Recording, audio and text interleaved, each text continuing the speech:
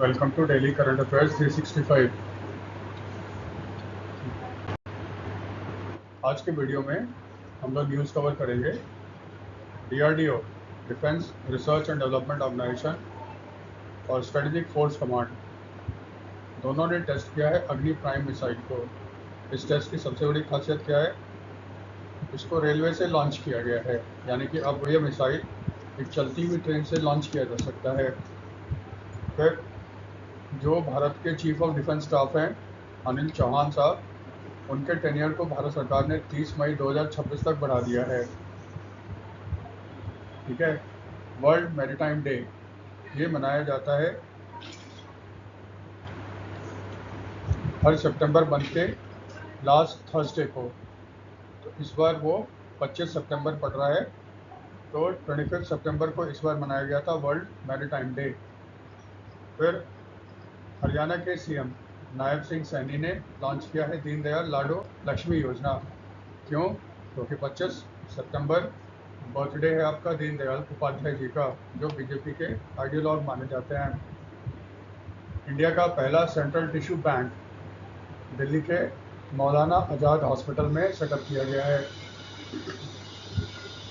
भारत सरकार ने भारत में रिसर्च एंड डेवलपमेंट को बढ़ावा देने के लिए DSIR की ह्यूमन डेवलपमेंट स्कीम के लिए अप्रूवल दी है। और कर्नाटका के फेमस लिटरेचर यानी कि लेखक SL भैरप्पा साहब का डेथ हो गया। फिर गवर्नमेंट ऑफ इंडिया ने बिहार में कुछ रोड और रेल प्रोजेक्ट्स को अप्रूवल दिया है। इन सारे न्यूज़ को हम लोग कवर करेंगे जो आज के वीडियो में आपको मिलेंगे। कल रात को DRDO और स्ट्रेटेजिक फोर्स कमांड ने अग्नि प्राइम मिसाइल का टेस्ट किया। सबसे बड़ी खासियत क्या है? इसको हम लोग एक चलते हुए ट्रेन से लॉन्च कर सकते हैं। ठीक है, यही सबसे बड़ी खासियत है इस मिसाइल अग्नि प्राइम की। तो ठीक है, पहले सिंपल सा फंडा। डीआरडीओ होता है defence research and development organisation. आप जानते हो ये मिनिस्ट्री ऑफ डिफेंस के अंदर आता है, और इसका मेन मकसद क्या है? कटिंग एज वेपन सिस्टम बनाना, ताकि भारत क्रिटिकल वेपन सिस्टम में आत्मनिर्भर हो जाए। मिसाइल वगैरह बनाने का काम डीआरडीओ करता है। ठीक है, और बहुत सारे चीज़ में डीआरडीओ है। फिर स्ट्रेटेजिक फोर्स कमांड, आप जानते हो भारत एक न्यूक्लियर वेपन संपन्न देश है। तो भारत में जो न्यूक्लियर वेपन्स होते हैं उसके लिए एक अलग सा कमांड बनाया गया है, जिसमें आर्मी, नेवी, एयरफोर्स तीनों के लोग रहते हैं।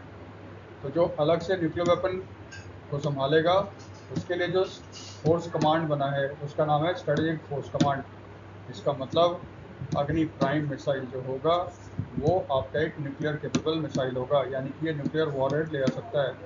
सिंपल सा फंडा याद रखना, अग्नि के जितने सारे मिसाइल हैं वो एक कन्वेंशनल यानी कि नॉर्मल बॉम्ब ले जा सकते हैं, या फिर वो न्यूक्लियर वेपन ले जा सकते हैं।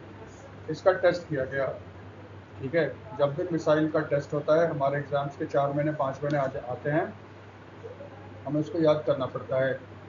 ठीक है, कभी कभी ये पूछ लेना, ऐसे पूछ लेगा हाल ही में अग्नि प्राइम मिसाइल का जो टेस्ट हुआ था सितंबर के मंथ में, उसकी खासियत क्या थी?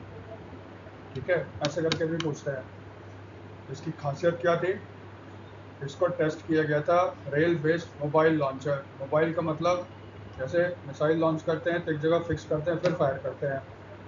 ठीक है, इसमें सबसे बड़ा प्रॉब्लम क्या होता है?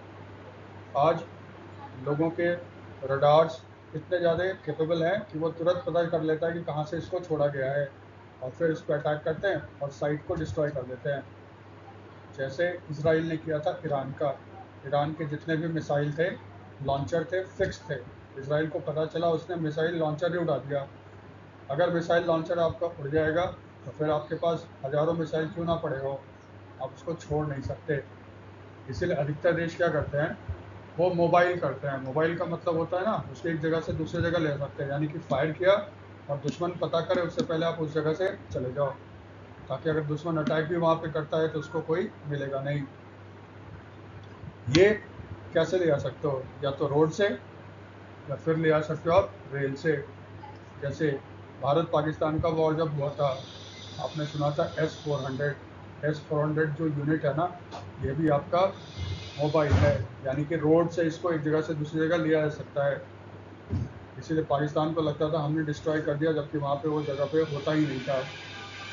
खासियत क्या है, रोड वाला बहुत कंपेरेटिवली इजी है, लेकिन एक चलती हुई ट्रेन से आप मिसाइल छोड़ लोगे, ये थोड़ा सा कॉम्प्लेक्स टेक्नोलॉजी है।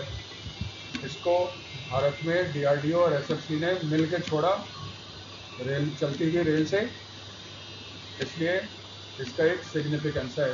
इसीलिए वर्ड क्या यूज़ किया है, rail based mobile launcher system बहुत सक्सेसफुली टेस्टेड। फिर पूछते हैं ना, मिसाइल का रेंज क्या है, 2000 किलोमीटर। किस तरह की मिसाइल है ये तो देखो सरफेस टू सरफेस मिसाइल है। सरफेस टू सरफेस का मतलब होता है सरफेस से छोड़ा गया और टारगेट भी कहाँ पे है, सरफेस पे। तो ये एक सरफेस टू सरफेस मिसाइल है और इंटरमीडिएट रेंज बैलिस्टिक मिसाइल है, IRBM। IRBM का आपका फुल फॉर्म भी पूछ सकता है, ठीक है। वॉरहेड, किस तरह की विस्फोटक सामान ले जा सकती है, ये दोनों ले जा सकता है, न्यूक्लियर भी ले जा सकता है और कन्वेंशनल भी ले जा सकता है। प्रोपल्शन, ये 2 स्टेज रॉकेट है, ठीक है। ये अगर रॉकेट है, इसमें एक तरह समझो 2 इंजन लगे हुए हैं, ठीक है, उसको बोलते हैं 2 स्टेज। और इंजन में सॉलिड का मतलब हो गया, उसमें जो फ्यूल यूज़ किया जाएगा इंजन में, इस रॉकेट के इंजन में, वो लिक्विड नहीं होगा, सॉलिड होगा। जैसे पृथ्वी 1 जो पहली बार भारत ने बनाया था, वो लिक्विड था। उसमें क्या होता था, लॉन्च करने से पहले उसमें फ्यूल भरो, फिर उसके बाद तैयार करो, फिर उसको फायर करो, तब तक दुश्मन को पता चल गया, वहीं पे आपको उड़ा देगा। सॉलिड में क्या होता है, वो पहले से ही आपका फ्यूल रहता है, तुरंत उसको आप लॉन्च कर सकते हो। ये कैनेस्टराइज्ड है। कैनेस्टराइज का मतलब होता है ना, ये एक ऐसे ढक्कन में बंद रहेगा। इससे क्या होता है, अगर मिसाइल को आप बाहर रखोगे, धूप से, हवा से, बारिश से मिसाइल ख़राब होने लगते हैं, ठीक है। और फिर उसको एक जगह से दूसरी जगह ले जाने में, फिर उठाओ उसको रखो। कैनिस्टर सिस्टम में क्या होता है, मैंने, जो मिसाइल होता है एक कैनिस्टर, यानी समझो एक डब्बे में बंद करके रखा जाता है। इस डब्बे को ही ट्रक पे लोड कर दिया जाएगा और ट्रक एक दूसरे दूसरी जगह जाएगा। जब आपको छोड़ना होगा, ये ढक्कन खुल जाएगी और यहाँ से आप मिसाइल को फायर कर सकते हो। S-400 में आप देखोगे ना पिक्चर S-400 का, आपको इस तरह से ही दिखाएंगे।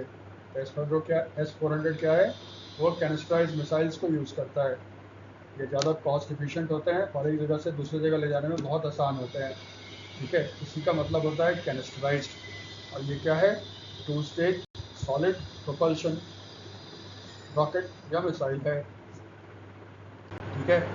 अब इसमें देखो, ये सब है ना एवरग्रीन है। मिसाइल का किया जाता है क्लासिफिकेशन 2 पे। एक होता है प्रोजेक्टाइल ट्रेजेक्ट्री के रूप में और दूसरा होता है रेंज। पहले देख लेते हैं ट्रेजेक्ट्री। ट्रेजेक्ट्री का मतलब होता है वो किस तरह का कर्व बनाता है। जैसे यहाँ से मिसाइल को लॉन्च किया, वो आपका उठेगा, यहाँ तक जाएगा, और फिर अर्थ का जो ग्रेविटी है वो उसको अर्थ की ओर खींचना शुरू करता है, और फिर वो अपने टारगेट पे जाके गिर जाता है। इसको बोलते हैं पैराबोलिक कर्व। तो जो मिसाइल पैराबोलिक कर्व बनाता है उसको कहते हैं बैलिस्टिक मिसाइल, ठीक है। कुछ कुछ मिसाइल्स अब ऐसे हैं जो स्पेस में चले जाते हैं फिर वापस आते हैं पृथ्वी के अंदर, ठीक है। तो इस तरह का जो मिसाइल्स होगा, जो पैराबोलिक कर्व बनाएगा, उसको कहा जाता है आपका बैलिस्टिक मिसाइल। क्रूज मिसाइल देखो क्या होता है। बैलिस्टिक मिसाइल में प्रॉब्लम है, यहाँ से लॉन्च किया, ये उड़ा, ठीक है, इसका इतना लंबा फ्लाइट पाथ है यहाँ तक। आज दुश्मन, उसके सैटेलाइट आपके ऊपर लगे हुए हैं, आपने मिसाइल फायर किया, दुश्मन को पता चल गया, दुश्मन काउंटर एक्शन ले सकता है। इसका मतलब यहाँ से लेके यहाँ तक जो मिसाइल का फ्लाइट है ना, मिसाइल बहुत ही वल्नरेबल होता है। दुश्मन इस समय इसको फ्लाइट में ही मार के गिरा सकता है, फिर यहाँ पे मुश्किल हो जाता है गिराना। तो फिर इसका सोल्यूशन क्या है, दुश्मन को मौका ना दिया जाए कि वो मिसाइल को इन फ्लाइट ही उड़ा दे, इसलिए अब लाया गया है क्रूज मिसाइल्स। क्रूज का मतलब क्या होता है, जैसे ये अर्थ है, अर्थ तो गोल होता है, दूसरा अभी सिंपल समझने के लिए, ब्रह्मोस, ब्रह्मोस क्रूज मिसाइल है, लॉन्च हुआ, ये फिर इसके पैरेलल चलेगा और फिर देखेगा यहाँ पे उसका टारगेट है, टारगेट पे गिर जाएगा। अब क्योंकि ये अर्थ के पैरेलल चल रहा है, टेरेन हगिंग बोलते हैं ना इसको, इसके कारण इसको डिटेक्ट करना बहुत मुश्किल होता है। क्योंकि रडार अगर आप लगाओगे भी तो यहाँ पे बिल्डिंग आ गई, उसने पेड़ आ गए, उसने रडार के को लगभग ब्लाइंड सा कर देता है और इसको डिटेक्ट करना बहुत मुश्किल होता है। इसके कारण क्या होता है, बैलिस्टिक से ज़्यादा लीथल क्या होता है, क्रूज मिसाइल होता है। तो क्रूज मिसाइल लगभग आपका फ्लैट सा बनाता है, अर्थ के सरफेस का ट्रेजेक्ट्री बनाता है। जैसे बैलिस्टिक हो गया, सॉरी, जैसे आपका ब्रह्मोस हो गया, अमेरिका में टोमाहॉक है, ये सारे क्रूज मिसाइल्स है। ये अग्नि पृथ्वी जो देखते हो वो बैलिस्टिक मिसाइल है। ठीक है, अब देखो, एक होता है मिसाइल जिसको कहते हैं सरफेस टू सरफेस। पहले जो आया वो डिनोट करता है ना इसको कहाँ से छोड़ा गया, और दूसरा जो आता है ना वो दिखाता है टारगेट कहाँ है। S to S, surface to surface का मतलब होता है आपने सरफेस से उसको छोड़ा और आपका टारगेट सरफेस पे है। एक होता है सरफेस टू एयर, आपने मिसाइल छोड़ा सरफेस से, टारगेट है कहाँ पे, एयर में, हवाई जहाज या कोई मिसाइल आ रहा है, S-400 surface to air missile है। ठीक है, या फिर क्या होता है air to air. Air to air का मतलब क्या हो गया, आपने एयर से छोड़ा किसी हवाई जहाज या हेलीकॉप्टर से, तो टारगेट भी कहाँ पे है, एयर में है। यानी कि किसी आप दूसरे हेलीकॉप्टर या दुश्मन के हेलीकॉप्टर या हवाई जहाज को उड़ा रहे हो, या मिसाइल को भी उड़ा रहे हो, आप ड्रोन को भी उड़ा सकते हो, इसको कहते हैं एयर टू एयर। फिर एक हो जाता है एयर टू सरफेस, यानी कि आपने एयर से छोड़ा और टारगेट कहाँ है, सरफेस में। जैसे कहते हैं भारत में अभी एक ही एयरक्राफ्ट है जो ब्रह्मोस मिसाइल को कैरी कर सकता है, वो है आपका सुकोई एम। ठीक है, सुकोई 30 MK1 जो है वो ब्रह्मोस मिसाइल को कैरी कर सकता है। और कहते हैं कि बहुत सारे ब्रह्मोस मिसाइल को ना सुकोई से भी छोड़ा गया था, और टारगेट्स कहाँ थे, ज़मीन पे थे, पाकिस्तान में। तो उस समय ब्रह्मोस किस तरह का कॉन्फ़िगरेशन में था, एयर टू सरफेस। ठीक है, तो सरफेस टू सरफेस का मतलब हो गया ज़मीन से उड़ेगा, ज़मीन पे टारगेट हिट करेगा। सरफेस टू एयर हो गया, सब ज़मीन से उड़ेगा, टारगेट एयर में है। एयर टू एयर समझ ही गए, एयर टू सरफेस समझ ही गए। तो फिर जितने भी अग्नि सीरीज के मिसाइल्स हैं वो याद रखना सरफेस टू सरफेस हैं। ठीक है, दूसरा, जो surface to surface ballistic missiles होते हैं उनको रेंज के आधार पे उनको क्लासिफाई किया जाता है। ये रफ सा है, अगर मिसाइल का रेंज 1000 किलोमीटर से कम है तो उसको बोला जाता है short range, SRBM, short range ballistic missile. Full form भी कभी कभी आपके एग्जाम्स में आ जाता है। ठीक है, SRBM हो गया। फिर फिर मीडियम रेंज 1000 से 3000 किलोमीटर का होगा तो वो मीडियम रेंज होगा, इसको हम लोग कह देंगे MRBM, medium range ballistic missiles. ठीक है, फिर एक होता है IRBM, intermediate range ballistic missile, इसका रेंज होता है 3 से 5500 किलोमीटर्स। एक होता है ICBM, inter continental ballistic missile, इसका रेंज होता है मोर देन 5500 किलोमीटर्स। ये फुल फॉर्म याद रखना, SRBM, MRBM, IRBM और ICBM। ठीक है, अब देखो, जो प्राइम है उसका रेंज 2000 किलोमीटर तक बोल रहे हैं, तो अगर 2000 किलोमीटर तक का है तो वो फिर क्या होगा, मीडियम रेंज मिसाइल है। तो अग्नि प्राइम MRBM है, मीडियम रेंज मिसाइल है। ठीक है, मीडियम रेंज बैलिस्टिक मिसाइल है। जो अग्नि सीरीज का मिसाइल है, ठीक है, वो देखो कितने तरह के अभी तक है, 5। ये गवर्नमेंट ऑफ इंडिया ने जो अनाउंस कर रखा है या DRDO ने जो अनाउंस कर रखा है। ठीक है, अग्नि 1, ये किस तरह का मिसाइल है, short range ballistic missile, SRBM। इसका रेंज 700 से 1200 किलोमीटर है। आप रेंज बढ़ा सकते हो मिसाइल का पेलोड कम करके। जैसे अगर मान लो 700 किलोग्राम तक का वो बम ले आ सकता है, तो अगर उसको आप 500 कर दोगे तो उसका रेंज बढ़ जाएगा। लेकिन फिर वही होता है ना, किल प्रोबेबिलिटी, किल का मतलब होता है टारगेट को हिट करने की परसेंटेज, वो कम हो जाती है। ठीक है, तो अग्नि 1 जो है SRBM है, 7000 से 1200 किलोमीटर है। ये सिंगल स्टेज है, एक स्टेज रॉकेट है और यूज़ करता है फ्यूल सॉलिड। इसको 2007 में स्ट्रेटेजिक फोर्स कमांड में इंडक्ट कर लिया गया। इसका मतलब ये ऑपरेशनल है। अग्नि 2 ये MRBM है, मीडियम रेंज बैलिस्टिक मिसाइल है। इसका रेंज 2000 से 3500 किलोमीटर्स है। ये भी 2 स्टेज है और फ्यूल यूज़ करता है सॉलिड। इसको भी 2004 में स्ट्रेटेजिक फोर्स कमांड में इंडक्ट कर लिया गया था। ठीक है, यहाँ पे देखो मैंने लिखा नहीं है अग्नि प्राइम, उसका तो हम लोगों ने कर ही लिया। अग्नि प्राइम भी क्या है, MRBM है। उसका रेंज भी क्या है, 1000 से 200 किलोमीटर्स तक, 2000 किलोमीटर्स तक का है। अग्नि प्राइम भी 2 स्टेज सॉलिड प्रोपल्शन है, ये डेवलपमेंट स्टेज में है। अग्नि 3 ये IRBM है, 3 से 3500 किलोमीटर्स है, 2 स्टेज सॉलिड प्रोपल्शन है और इसको 2007 में इंडक्ट किया गया था SFC में, स्ट्रेटेजिक फोर्स कमांड। अग्नि 4 ये IRBM है। इसका रेंज 3 से 4000 किलोमीटर्स का है। ये भी 2 स्टेज है, सॉलिड प्रोपल्शन यूज़ करता है। ये अभी डेवलप किया जा रहा है। अग्नि 5 ये देखो थोड़ा कंट्रोवर्शियल है, एक्सप्लेन कर देते हैं। अग्नि 5 एक IRBM है। गवर्नमेंट ऑफ इंडिया कहता है इसका रेंज अप टू 5000 किलोमीटर है। अभी वो देखते हैं। अभी तक देखो अग्नि 1 स्टेज, 2, 3, 4 जो था 2 स्टेज। अग्नि 5 में भारत सरकार कह रहा है 3 स्टेज और ये सॉलिड रॉक फ्यूल का यूज़ करता है। ये भी अभी डेवलपमेंट स्टेज में है। इसमें थोड़ा कंट्रोवर्सी क्यों है और 3 स्टेज इस पर डाउट क्रिएट क्यों करता है, इसका कारण है।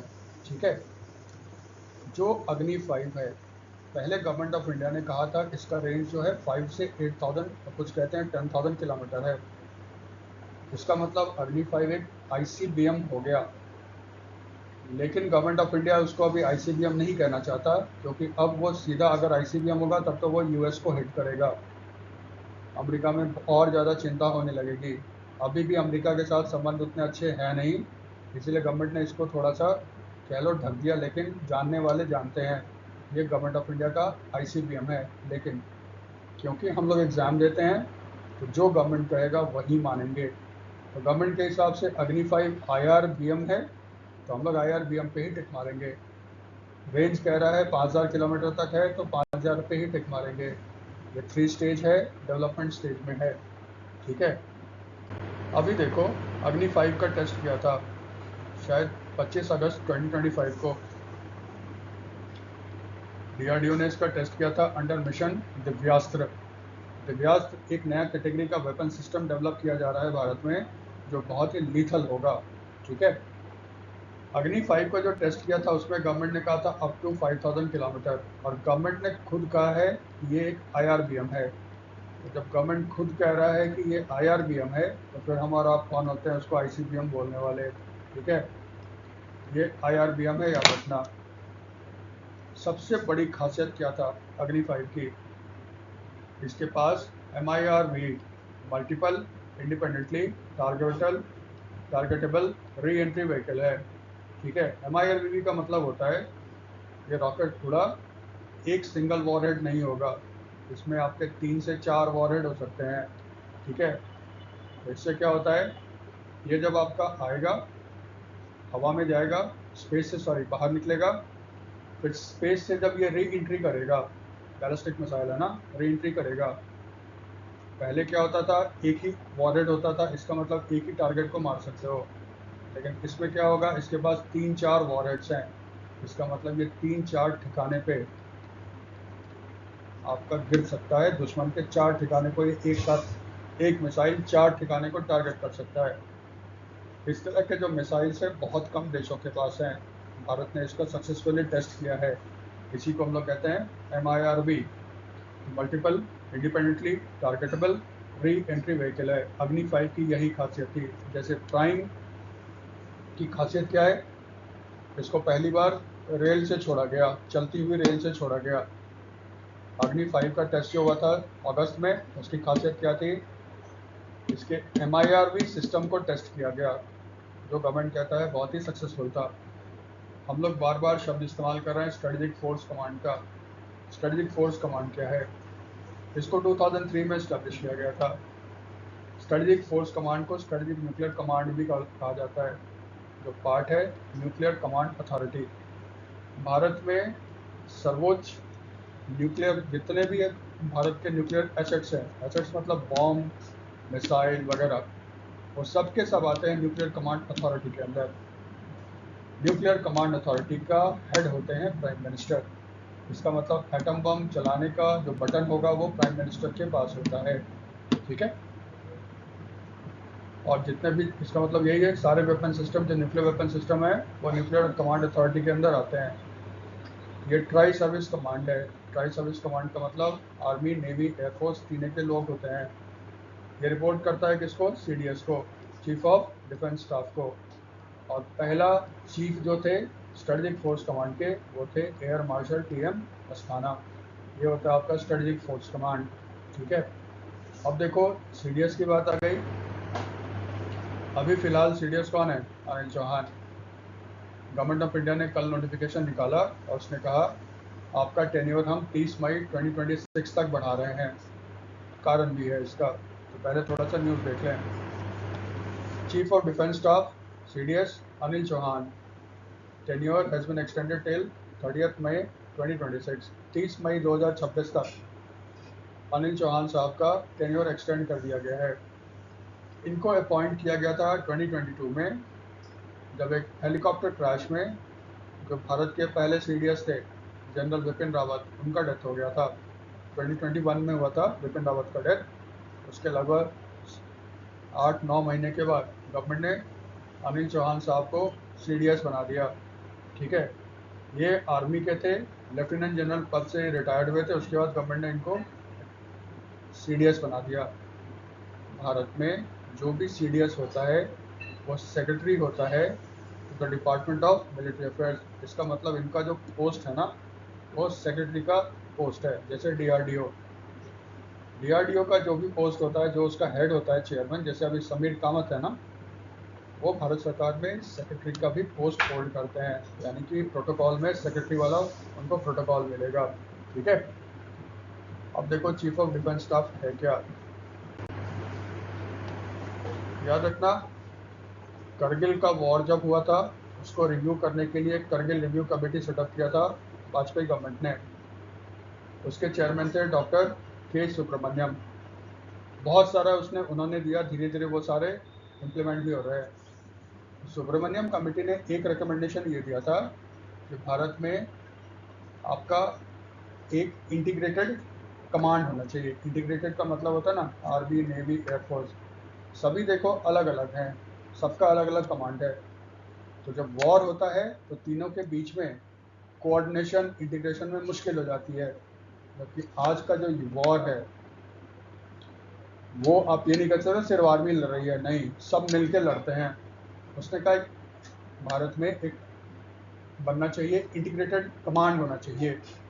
ठीक है। जिसमें तीनों सेना मिलके काम करे। तो फिर गवर्नमेंट ऑफ इंडिया ने क्या किया, उसने क्रिएट किया post of chief of defence staff. ये सुब्रमण्यम कमेटी ने कहा था। चीफ ऑफ डिफेंस स्टाफ को काम दिया गया जो इंडिया के तीनों विंग है, आर्मी, नेवी, एयरफोर्स, उसका इंटीग्रेशन का काम शुरू करो और थिएटर कमांड्स बनाना। थिएटर का मतलब होता है मिलिट्री में वो जगह जहाँ पे वॉर की संभावना है। वॉर की संभावना कहाँ हो सकती है? एयर, ये हो सकता है कहाँ पे? लैंड, और ये हो सकता है आपका वाटर। और ध्यान रखना, अब एक नया फ्रंट है, स्पेस। ठीक है। ये 4 जगह है जहाँ पे वॉर लड़ सकते हो, उसको कहा जाता है थिएटर कमांड। इसका मतलब एयर में, लैंड में, वाटर में, स्पेस में, सब तीनों फोर्स मिल के लड़ेंगे। यही थिएटर कमांड का मतलब होता है। गवर्नमेंट ऑफ इंडिया ने करगिल कमेटी की, सॉरी, सुब्रमण्यम साहब की बात मान ली। और जब प्राइम मिनिस्टर बने नरेंद्र मोदी, उन्होंने सीडीएस का पोस्ट क्रिएट किया। और पहले सीडीएस कौन थे? जनरल विपिन रावत, आर्मी के चीफ थे। 1 जनवरी 2020 को इन्होंने अपना पोस्ट संभाला। तो भारत के पहले सीडीएस कौन है? जनरल विपिन रावत।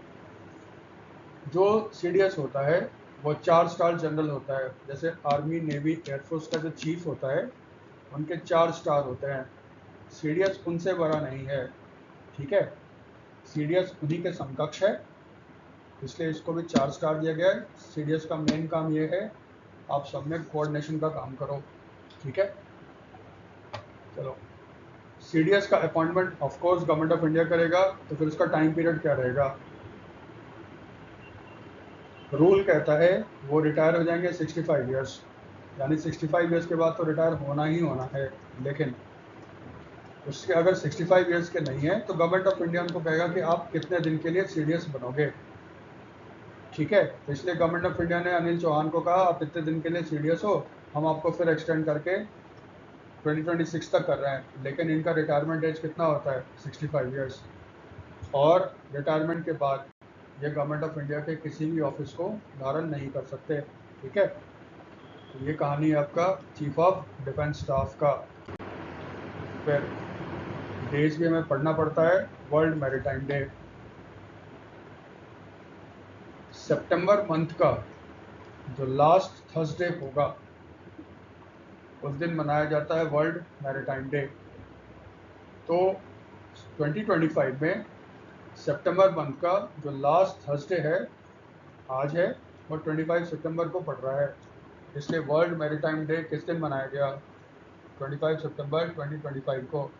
लेकिन देखो बहुत प्रोबेबली है, अगर पूछता है वर्ल्ड मैरीटाइम डे कब मनाया जाता है, दिन भी दे देगा और दे देगा Thursday, last Thursday of September month.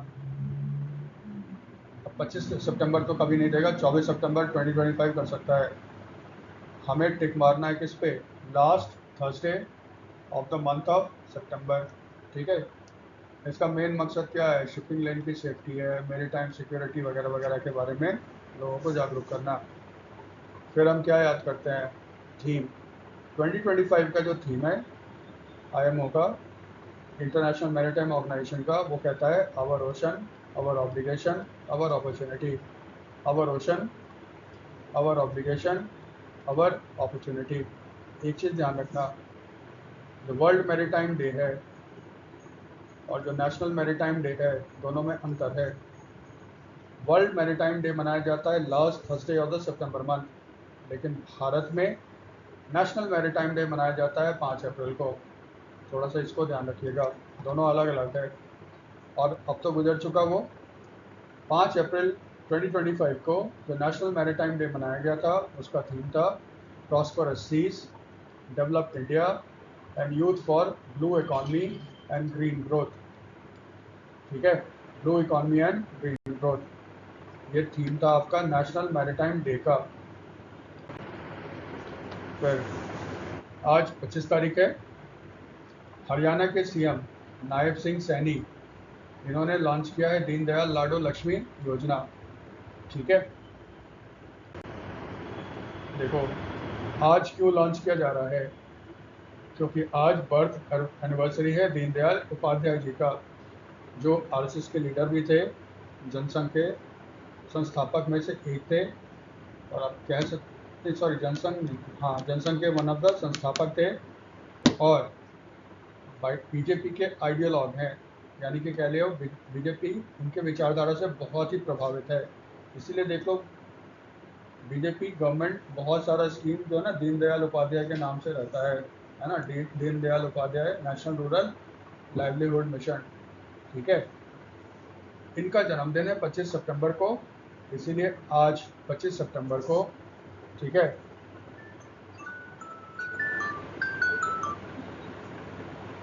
25 सितंबर को पंचकुला में, हरियाणा में है पंचकुला, वहाँ पे ऑफिशियली नायब सिंह सैनी दीनदयाल लाडो लक्ष्मी योजना का उद्घाटन किया उन्होंने। नायब सिंह सैनी जो खुद हरियाणा के फाइनेंस मिनिस्टर भी हैं, उन्होंने हरियाणा के बजट जब प्रस्तुत किया था ना 25-26 को, उसमें उन्होंने इसकी घोषणा की और आज फॉर्मली इसको लॉन्च किया। फीचर्स क्या है स्कीम का? ये हरियाणा के लेडीज़ के लिए होगा जिनकी एज 23 से 60 साल के बीच में। इसका minimum age 23 years, maximum age होगा 60 ईयर्स। उस लेडी का फैमिली इनकम, देखो यहाँ पे लेडी का इनकम नहीं, फैमिली की बात हो रही है, तो उसके फैमिली का एनुअल इनकम 1 लाख रुपए से ज़्यादा नहीं होना चाहिए। तो अगर मान लीजिए घर में 2-3 आदमी काम करते हैं और सबका इनकम मिला के अगर 1 लाख से ज़्यादा हो गया तो फिर उस घर से किसी महिला को नहीं मिलेगा दीनदयाल लाडो लक्ष्मी योजना के तहत बेनिफिट। फिर गवर्नमेंट क्या कहता है, कोई रिस्ट्रिक्शंस नहीं है on the number of women from a family to avail the benefit. इसका मतलब अगर उस पूरे फैमिली का कंबाइंड एनुअल इनकम 1 लाख से कम है, अगर 2, 3, 4 महिला भी हैं जिनकी एज 23 से 60 साल के बीच है, हर किसी को बेनिफिट मिलेगा। बेनिफिट क्या मिलेगा? सरकार की तरफ से 2100 रुपये पर मंथ। जैसे मध्य प्रदेश का ना लाडली बहना योजना शिवराज सिंह चौहान का, और कहते हैं मध्य प्रदेश में जीतने का फिर से बीजेपी का मेन लाडली बहना योजना था। यही फिर आपका आया था महाराष्ट्र में, और यही फिर प्रॉमिस किया गया था आपका हरियाणा में। ठीक है, ये बिल्कुल उसी तरह का स्कीम है। एक और शर्त लगा रखा है हरियाणा गवर्नमेंट ने। उसने कहा है कि अगर कोई वुमेन जिसकी शादी हुई है हरियाणा में और उसका हरियाणा में हस्बैंड लगभग 15 साल और शादी के बाद 15 साल से लगातार वो हरियाणा में रह रही है, तो फिर उसको भी मिलेगा इस स्कीम के तहत बेनिफिट। ऑब्वियसली है, एक लेडी को 2 बेनिफिट तो नहीं मिल सकता। इसका मतलब सैनी साहब कहते हैं अगर किसी हरियाणा के वुमेन का इस ग्रुप में जो आ रही हैं, जो क्वालिफिकेशन में, अगर किसी दूसरे सरकारी स्कीम से बेनिफिट मिल रहा है तो फिर लाडो लक्ष्मी योजना में उनको बेनिफिट नहीं मिलेगा। ठीक है, फिर भारत का पहला सेंट्रल टिश्यू बैंक सेटअप किया गया है दिल्ली के मौलाना आज़ाद हॉस्पिटल में। ठीक है, इसका इनोग्रेशन किया था पंकज सिंह ने, जो दिल्ली गवर्नमेंट में हेल्थ मिनिस्टर हैं। स्किप मार सकते हैं पंकज सिंह को। स्टैब्लिश कहाँ पे किया गया है? पीरियोडोंटोलॉजी, ठीक है, department of पीरियोडोंटोलॉजी of Maulana Azad institute of dental science, इसको ना MIDS भी बोलते हैं, मौलाना इंस्टीट्यूट ऑफ डेंटल साइंस भी बोलते हैं। ठीक है, अब देखो पीरियोडोंटोलॉजी क्या होता है। पीरियोडोंटोलॉजी देखो क्या होता है। पीरियोडोंटोलॉजी में ना, जैसे हमारा ये टीथ है ना, अब टीथ तो यहाँ पे फंसा हुआ रहता है, अब देखते हो पूरा रेड रेड सा होता है, साथ में ये गम है ना, टिश्यू से इससे जुड़ा हुआ रहता है। पीरियोडोंटोलॉजी जो है एक हाईली स्पेशलाइज्ड डेंटल साइंस है, जिसमें टीथ जो बोन का बना है उसके बारे में नहीं, इसके जो सपोर्टिंग स्ट्रक्चर्स है, गम्स है, टिश्यूज़ वगैरह है, उसके बारे में स्टडी किया जाता है, और इसलिए उसके डॉक्टर होते हैं।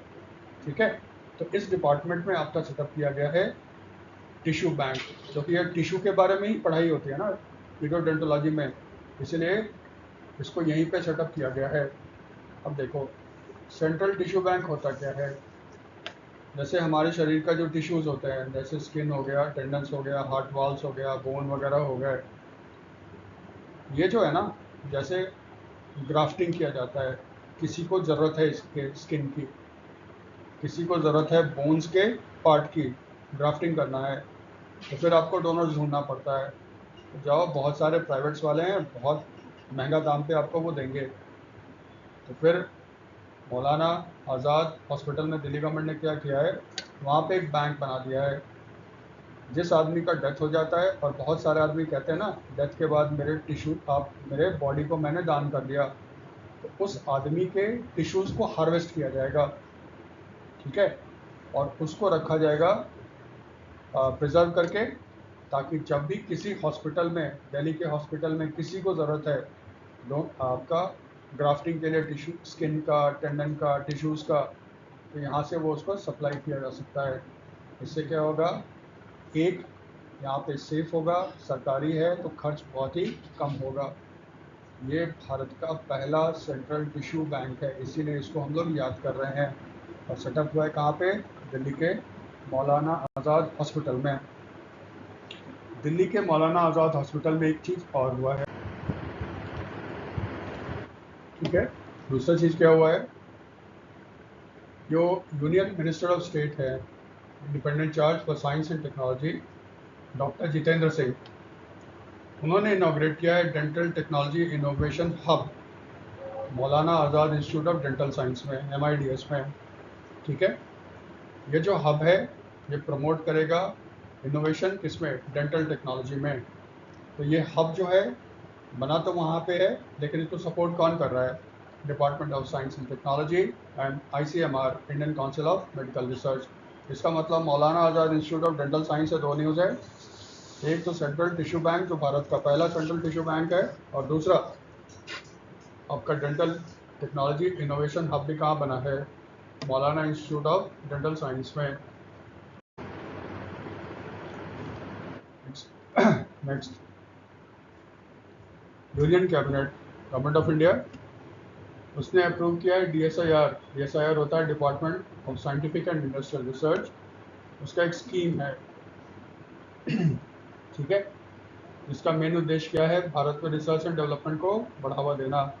और रिसर्च एंड डेवलपमेंट करने के लिए आपको ट्रेंड मैन पावर चाहिए ना, उसके लिए कहते हैं ह्यूमन डेवलपमेंट, ठीक है। तो भारत में रिसर्च एंड डेवलपमेंट को मजबूत करने के लिए DSIR के एक स्कीम को गवर्नमेंट ऑफ इंडिया ने अप्रूवल दिया है। देखिए न्यूज़ क्या कहता है, central government has approved the department of scientific and industrial research DSIR। ये किस मिनिस्ट्री के अंदर आता है, ministry of science and technology. और उसके स्कीम का क्या नाम है, capacity building and human resource development, ठीक है।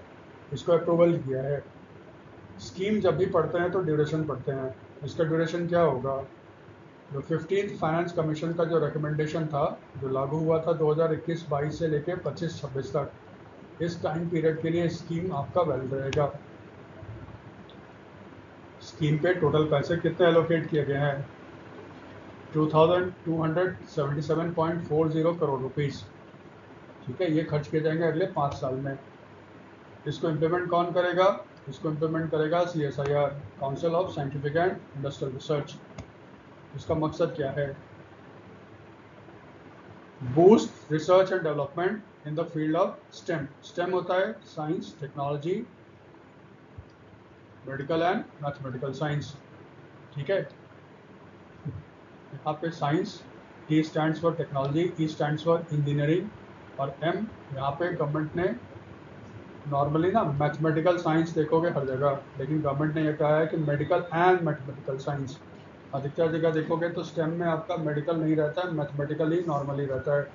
तो ये इन सेक्टर्स में फोकस करेगा। तो भारत में जितने भी टॉप रिसर्च इंस्टीट्यूशंस हैं, डिपार्टमेंट हैं, यूनिवर्सिटीज़ हैं, जहाँ पे इस पर रिसर्च किया जाता है, साइंस में, टेक्नोलॉजी में, इंजीनियरिंग में, मेडिकल में, मैथमेटिकल साइंस में, वहाँ पे लोगों को ट्रेन करने के लिए ये पैसे दिए जाएंगे, ताकि भारत में रिसर्च एंड डेवलपमेंट आगे बढ़ सके।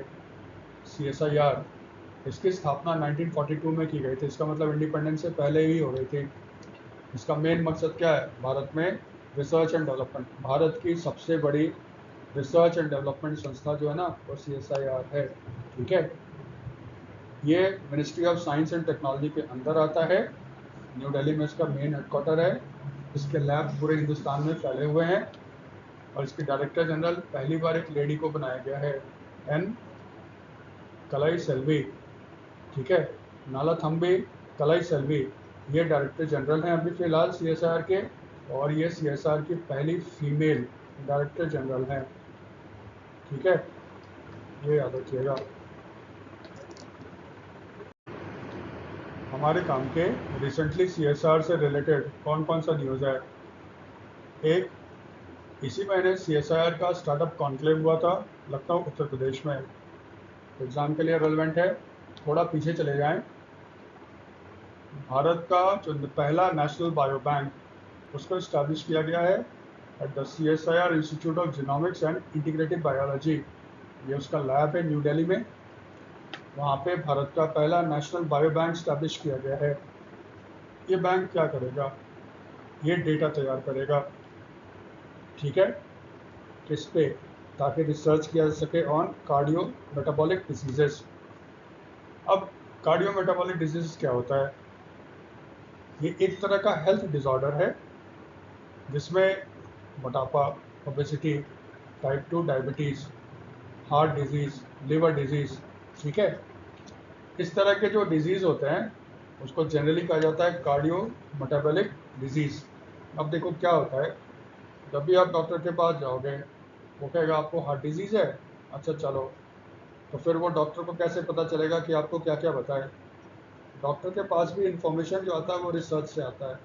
जैसे कहीं पे रिसर्च हुआ होगा, वो कह रहा होगा जिसको डायबिटीज़ है उसको चीनी नहीं खाना चाहिए, उसको ये नहीं खाना चाहिए, उसको वो नहीं खाना चाहिए, उसको वेट इतना कंट्रोल करना चाहिए, ये दवाई होनी चाहिए, तभी तो वो करेगा ना आपको प्रिस्क्राइब। इसका मतलब जो भी रिसर्च होता है किसी भी दवाई कंडीशन में, उसी रिसर्च के बेसिस पे डॉक्टर्स आपको दवाई और मेडिकेशन प्रोवाइड करते हैं। लेकिन इसमें एक प्रॉब्लम है। प्रॉब्लम ये है ना, ये सारा जो रिसर्च हुआ है वो अधिकतर यूरोपियंस पे होता है। यूरोपियंस या फिर एंग्लो सेक्शन बोलते हैं उसको। यूरोपियंस, एंग्लो सेक्शंस बेसिकली आपके हो गए इंग्लैंड वगैरह के एरिया के हो गए वाइट कॉकेशियंस। ये आपका यूरोप का वो एरिया है जहाँ कॉकेशियन माउंटेन्स के आसपास रहते हैं। सिंपल सा फंडा है, यूरोप और अमेरिका में अधिकतर रिसर्च होता है। तो जब रिसर्च होगा तो वहाँ के लोगों पे होगा, उनके शरीर की बनावट, उनकी खान पान, किस कंडीशन में वो रहते हैं, वो हमसे डिफरेंट होता है। हम जो एशिया में रहते हैं, भारत के लोग उनसे थोड़ा अलग हैं, जेनेटिक मेकअप उनका अलग है, हमारा अलग है। लेकिन चक्कर क्या होता है, जो भी डेटा है हमारे देश में वो तो यूरोपियंस पे किया गया रिसर्च है ना। इसके कारण क्या होता है, शायद जो यूरोपियंस के लिए सूट करे, जो दवाई सूट करे, शायद हमारे लिए ना करे, क्योंकि हमारा जेनेटिक मेकअप थोड़ा डिफरेंट है। भारत सरकार चाहता है इस प्रॉब्लम का ना, जो डेटा का जो कमी है वो पूरा किया जाए। इसके लिए गवर्नमेंट ऑफ इंडिया ने लॉन्च भी कर रखा है स्कीम, स्टडी लॉन्च कर रखा है। उसके तहत भारत में, भारत के अंदर, भारत के लोगों पर रिसर्च किया जाएगा, डेटा तैयार किया जाएगा, तब होपफुली ठीक से इलाज हो सकेगा मोटापे का, डायबिटीज़ का, हार्ट का, लिवर डिजीज़ वगैरह का। इसके लिए एक जब डेटा सेंटर कहीं पे आप बनाओगे ना, रिसर्च का डेटा सेंटर, वो डेटा सेंटर कहाँ बनेगा? National bio bank. यही चीज़ है, यही कहानी है नेशनल बायो बैंक का। और ये काम बेसिकली रिसर्च का काम कौन कर रहा है भारत में? CSIR, institute of genomics and integrative biology. कहते हैं 10,000 भारतीय का DNA का सैंपल है इनके पास, लेकिन इसको बढ़ा के 1 लाख करना चाहते हैं। ठीक है, इसीलिए भारत में बनाया गया है नेशनल बायो बैंक, ये याद रखिएगा। और ये कहाँ पे है? CIR का लैब है, CSIR का institute of genomics and integrative biology. ये कहाँ पे है? न्यू दिल्ली में। फिर पद्म भूषण अवॉर्डी अचल भैरप्पा, इनका कल डेथ हो गया था। कल मतलब 24 तारीख को। देखो, जब भी किसी का डेथ होता है, हमारे काम का होता है, एग्जाम्स में आते हैं। एक होता है पॉलिटिशियन। अगर कोई पॉलिटिशियन है, सर्विंग चीफ मिनिस्टर है, स्टेट का गवर्नर है, सेंटर में प्राइम मिनिस्टर है, प्रेसिडेंट है, या मिनिस्टर है, यूनियन मिनिस्टर है, अगर इनका डेथ होता है ना, तब हमें याद करना पड़ता है। अदरवाइज पुराने PM, पुराने CM छोड़ दो, टाइम वेस्ट है। लेकिन arts and culture, art and culture से अगर किसी का डेथ होता है तो 99.9% चांस है वो पूछा जाता है। अब क्योंकि SL Bhyrappa arts and culture से बिलोंग करते हैं, इसीलिए इनको याद करने के लिए ज़रूरत है। अब देखो ये कौन है, ये कन्नडिगा है। ये कन्नड़ भाषा में लिखते थे नावल। ठीक है, कन्नड़ स्टेट लैंग्वेज है कर्नाटका का। ये नावल लिखते थे, फिलासफर थे, और कहते हैं इनका नावल कर्नाटका में बहुत बिकता है, बहुत इन्फ्लुएंशियल थे। बहुत सी हिंदी भाषा में भी इनका नावल को ट्रांसलेट किया गया है। इनकी मृत्यु हो गई कार्डियक अरेस्ट। ठीक है, इनसे कार्डियक अरेस्ट समझो एक तरह की हार्ट की बीमारी है। इनकी जो पॉपुलर नावल है वो है वम शबरीक्षा धातु पर्व। पर्व जो है ना, महाभारत में लिखा गया है। मंडारा ध्रुवभंगा, ध्रुवभंगा पे उनको अवार्ड भी मिला है। इनके नावल पे फिल्म भी बनी है, TV सीरियल भी बनी है। बाद में ये BJP के सपोर्टर भी हो गए थे, लेकिन उस समय कोई मतलब नहीं है। तो SL भैरप्पा साहब पास अवे, वो याद रखना है। 2023 में गवर्नमेंट ऑफ इंडिया ने इनको पद्म भूषण अवार्ड से सम्मानित किया। आप जानते हो भारत का सबसे बड़ा सिविलियन अवार्ड है भारत रत्न। उसके बाद आता है पद्मा अवार्ड। भारत रत्न के बाद होता है पद्म विभूषण, पद्म भूषण, तब फिर पद्मश्री, यानी कि भारत का तीसरा सबसे बड़ा highest civilian award Padma Bhushan Bhajpa साहब को मिला था 2023 में। सरस्वती सम्मान, ठीक है, बिरला फाउंडेशन देता है। किसी भी भारतीय भाषा में लिखे हुए सर्वश्रेष्ठ किताब को सरस्वती सम्मान मिलता है। 2010 में इनका जो नॉवेल था 15, उनके लिए इनको सरस्वती सम्मान दिया गया था। इनके अलावा साहित्य अकादमी अवार्ड वगैरह भी बरप्पा साहब को मिला है। ठीक है, पूछेगा यही किस फील्ड से बिलोंग करते थे। ये नॉवलिस्ट थे। भाषा क्या थी? कन्नड़। कन्नड़ कहाँ बोली जाती है? कर्नाटका। फिर सेंट्रल गवर्नमेंट ने अप्रूव किया है रोड और rail project in Bihar. Bihar में इलेक्शन होने वाला है और जब तक इलेक्शन का डेट अनाउंस नहीं होता तब तक गवर्नमेंट घोषणाएं कर सकती है। ठीक है, तो बिहार की ये दो रोड और रेल प्रोजेक्ट को गवर्नमेंट ऑफ इंडिया ने अप्रूवल दी। ठीक है, तो CCA, पहले इसका फुल फॉर्म याद रखना है, cabinet committee on economic affairs. हमेशा याद रखना CCA का फुल फॉर्म। और जब भी इसकी मीटिंग होगी इसका चेयरमैनशिप हमेशा प्राइम मिनिस्टर करते हैं। इसका मतलब किसने किया होगा? Prime minister Modi. उन्होंने एक रेल प्रोजेक्ट और एक रोड प्रोजेक्ट को अप्रूवल किया है। रोड प्रोजेक्ट कौन सा है? ये ग्रीन फील्ड प्रोजेक्ट है। ग्रीन फील्ड का मतलब क्या होता है? बिल्कुल स्क्रैच से बनाया जाएगा। इसका मतलब वहाँ पे अभी रोड नहीं है, वहाँ पे 4 लेन नेशनल हाईवे बनेगा और ये कनेक्ट करेगा साहबगंज अरेराज बेतिया सेक्शन को। इसका NH 139/4, ताकि जो अभी भार है ना रोड पे वो कम हो सके। गवर्नमेंट कहता है ये कनेक्ट करेगा पटना को बेतिया से। बेतिया लगभग नेपाल बॉर्डर के साथ। इसका मतलब ये क्रॉस करेगा Vaishali, Saran, Siwan, Gopalganj, Muzaffarpur, east Champaran and west Champaran. ठीक है, इन डिस्ट्रिक्ट से होता हुआ वो जाएगा आपका बेतिया तक, इंडो नेपाल बॉर्डर तक। इसका लेंथ है 78.94 किलोमीटर्स और इस पर खर्च कितने हो रहे हैं? 3822.31 करोड़। ये जो प्रोजेक्ट है ना इसको हाइब्रिड एन्युटी मोड पे बनाया जाएगा। अब देखो हाइब्रिड एन्युटी मोड क्या होता है। हाइब्रिड एन्युटी मोड जो है वो भारत में यूज़ किया जा रहा है रोड प्रोजेक्ट्स के डेवलपमेंट के लिए, और ये डेवलपमेंट होगा PPP मॉडल पे। PPP का मतलब होता है पब्लिक प्राइवेट पार्टनरशिप। पब्लिक हो गया गवर्नमेंट, प्राइवेट हो गया प्राइवेट सेक्टर, दोनों मिलकर ये काम करेंगे। ठीक है, तो पब्लिक प्राइवेट पार्टनरशिप में जब रोड को डेवलप किया जाता है उसमें ये यूज़ किया जाता है हाइब्रिड एन्युटी मोड। एक थोड़ा सा नया चीज़ होगा आपके लिए शायद, एक होता है डेवलपमेंट में ना कंसेशनिंग अथॉरिटी, और एक होता है कंसेशनियर।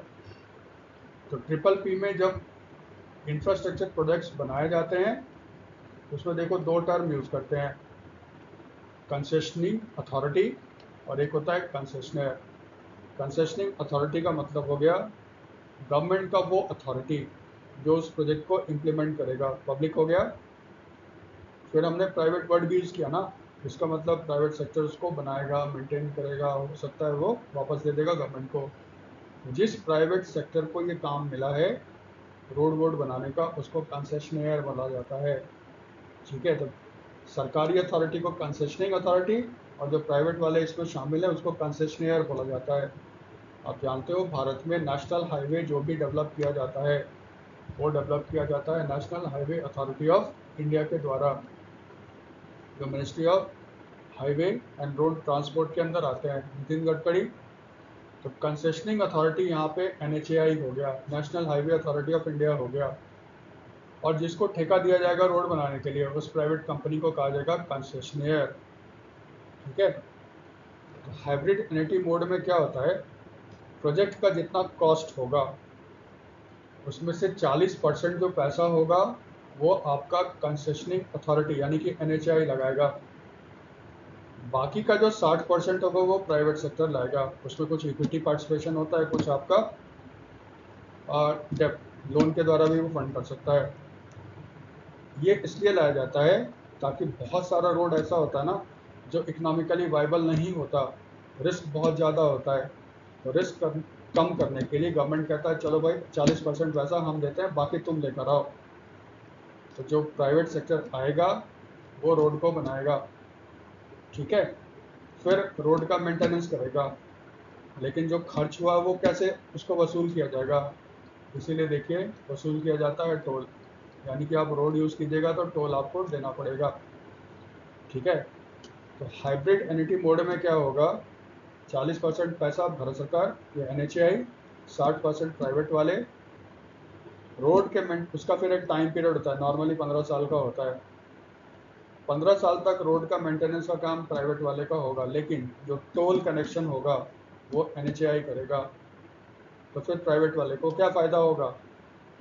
तो जितना कॉस्ट एग्री हुआ था उस पर इंटरेस्ट के साथ भारत सरकार पैसे वापस करेगा प्राइवेट सेक्टर वाले को। इससे क्या होगा, प्राइवेट सेक्टर वाला एश्योर हो गया कि रोड जब बना के हम दे देंगे भारत सरकार को, हमें सिर्फ रोड को मेंटेन करने का काम करना होगा और भारत सरकार हमारा पैसा सूद सहित वापस कर देगा विथ प्रॉफिट। इस मोड को कहते हैं हाइब्रिड एन्युटी मोड। और आपके एग्जाम में पूछेगा PPP का फुल फॉर्म क्या होता है, तो पब्लिक प्राइवेट पार्टनरशिप, जो इंफ्रास्ट्रक्चर में यूज़ किया जाता है डेवलपमेंट में। रेलवे लाइन का जो था वो था बख्तियारपुर राजगीर तिलैया। ये जो बख्तियारपुर राजगीर तिलैया सिंगल लाइन है ना, इसको डबल किया जाएगा। और ये कितने किलोमीटर का नया लेंथ तैयार होगा, 104 किलोमीटर का। एक रोड था और एक ये था। आजकल एग्जाम में पूछ रहा है बख्तियारपुर राजगीर तिलैया जो सिंगल रेलवे लाइन प्रोजेक्ट था जिसको अप्रूवल दिया गवर्नमेंट ऑफ इंडिया ने, वो किस स्टेट में है। इसी तरह आपको पटना बेतिया वाला पूछ सकता है, ये रोड किस स्टेट में है, ठीक है। आज के वीडियो में ये सारे न्यूज़ थे। अगर आपको वीडियो अच्छा लगता है तो आप कंटेंट पसंद आता है तो इसको वोट करो और न्यूज़ को शेयर करो। Thanks for watching.